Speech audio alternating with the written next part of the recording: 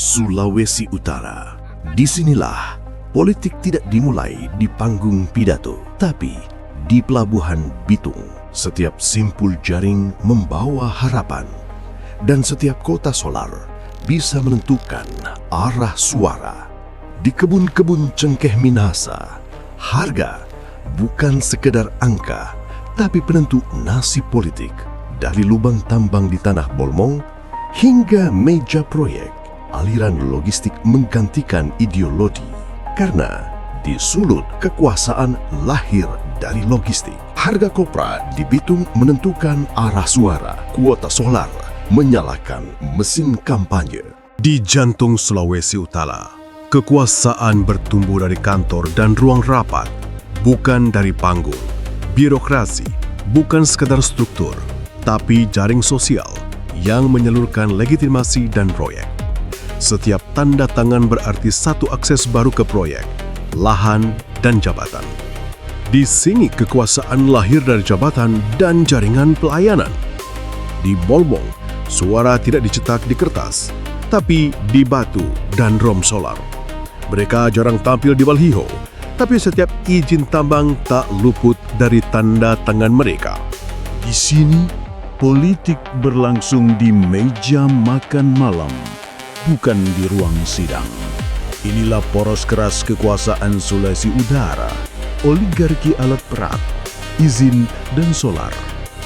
Dari pulau ke pulau, suara dibawa ombak dan logistik diuraian. Setiap peta bukan sekadar arah laut, tapi juga peta distribusi kekuasaan. Suara di sini bergerak bersama arus laut dan koperasi nelayan. Di kota Pelabuhan Bitung ini, ekonomi menjadi bahasa kekuasaan. Setiap kontainer punya cerita dan setiap proyek punya sponsor. Politik diam, tapi kuat pengaruh lewat modal, bukan panggung. Di Bitung, ikan bukan sekedar komoditas. Ia adalah mata uang politik yang menggerakkan ribuan keluarga. Kuota tangkap menentukan siapa yang berkuasa di laut dan siapa yang harus menunggu di darat. Pertarungan tak terjadi di TPS, tapi di rantai pasok antara koperasi kecil dan eksportir besar.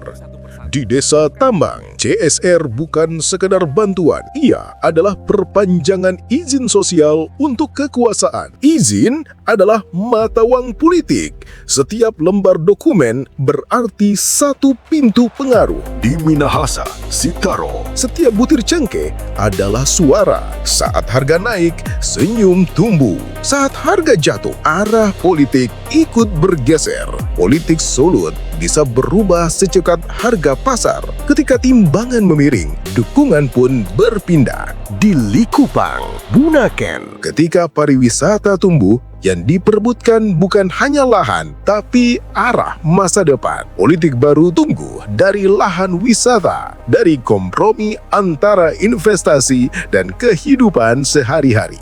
Inilah wajah Sulawesi Utara. Politiknya mengikuti arus logistik dari laut hingga tambang. Dari masa partai besar ke masa modal besar. Hingga kini, masa jaringan komunitas dan ekonomi lokal. Angka-angka ini bukan sekedar statistik.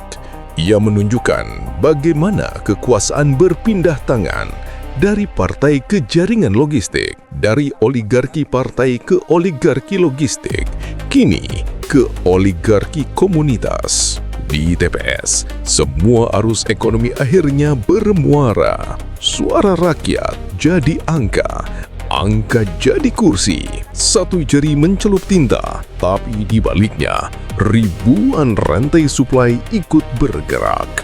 Kini, stabilitas bukan lagi soal ideologi, tapi soal siapa yang memastikan logistik tetap mengalir. Ketika kampanye usai, yang tersisa bukan baliho, tapi orang-orang yang tetap menyalakan mesin kapal.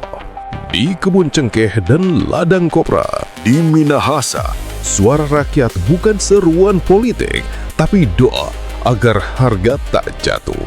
Kekuasaan datang dan pergi, tapi jejak logistik tetap tertinggal di tanah, di laut, dan di tangan rakyat. Demokrasi di Sulawesi Utara tidak hidup dari slogan, tapi dari rantai pasokan yang berjalan. Setiap fluktuasi angka bukan sekedar data, tapi tanda bahwa peta kekuasaan sedang bergeser. Karena di Sulawesi Utara, kemenangan tidak diukur dari sorak podium, tapi dari siapa yang mengalirkan logistik paling lama. Vote Syndicate, dari Bitung ke Bolmong, dari Likupang ke Sintaro.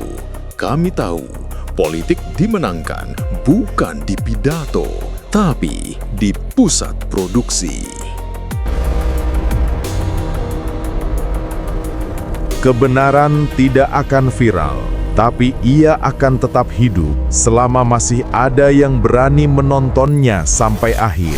Tekan subscribe karena episode berikutnya lebih dalam, lebih gelap, dan lebih dekat dari yang kamu kira.